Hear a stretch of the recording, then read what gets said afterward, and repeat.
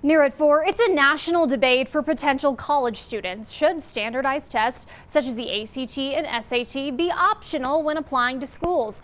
Hundreds of schools have adopted the policy with the pandemic. Some say it gives an unfair advantage to students from wealthy families.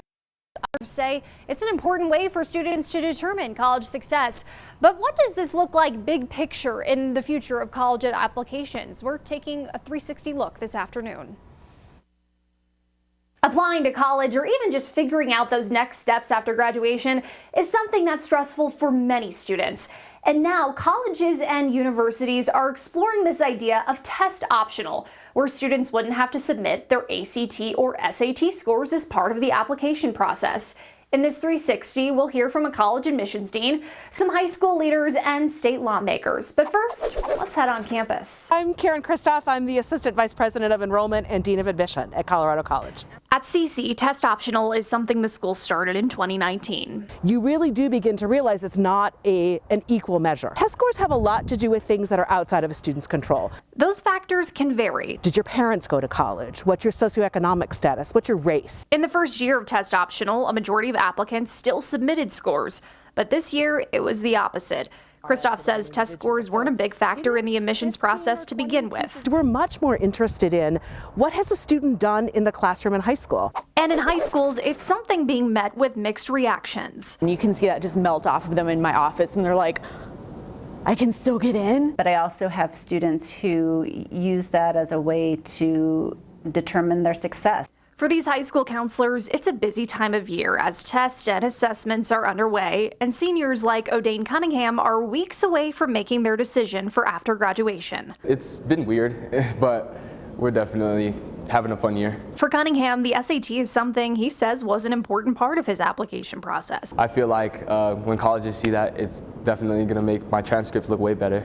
Still, he says with the pandemic and for other students, testing can be a challenge. Just with the way COVID went and everything like that, I just feel like it would be a better opportunity for everybody if they just maybe null it.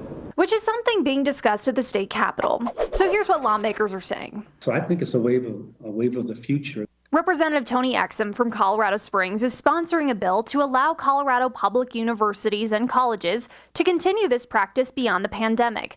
In some cases, schools like CU Boulder are seeing a more diverse applicant pool because of it. They had a 24% increase of their students of color on admissions. The hope is by allowing tests to be optional, it can increase access for some students to other schools.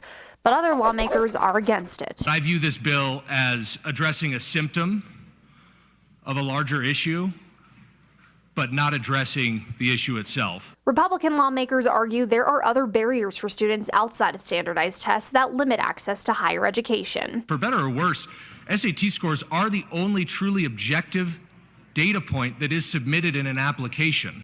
Schools in Colorado offer one free SAT for students, and many of them also offer test prep, which can have an impact on how a student performs. But we do a lot of things in building to try and give every student best opportunity. But some families seek out additional test prep. I think that test optional is a really complicated situation. Phil Hutcherson runs Sage Affordable Tutoring in Colorado Springs. It creates more options so that people can tailor what's best for them. In the last year, with more schools becoming test optional, he says it's not black and white on whether students should submit scores. One snapshot of an individual's performance on that day on that particular material. Hutcherson says he works with families to make his tutoring affordable and acknowledges not every service is the same, but he thinks it should ultimately be left up to colleges on if test optional remains. Every college has their own vision and mission of what they're trying to accomplish and who they want to serve. So let's bring it back. The bill in Denver is making its way through the state legislature, but this is really shifting conversations in higher education in terms of equity and making the college application process a little more flexible. Some schools have only been doing this for a couple of years, so the impact is really too early to tell. But if it's something that sticks around post-pandemic, it could certainly change college admissions as we know it. And the other part of this conversation is when it comes to scholarships, there are still a lot of merit-based scholarships out there where students are required to get certain test scores to qualify. So that's another discussion people are having in education and where standardized tests fit in determining academic success. And that brings us to today's KOAA Digital Survey of the Day. We want to know how you think colleges should handle standardized tests on admissions, and you can see those results.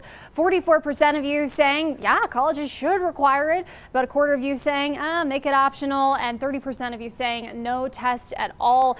And as we talked about in that story, this is really something that a lot of schools started implementing with the pandemic because some of these tests were getting canceled for whatever reason, and also just figuring out the best way to hold these standardized tests when you have to have a room full of students and people proctoring these tests as well.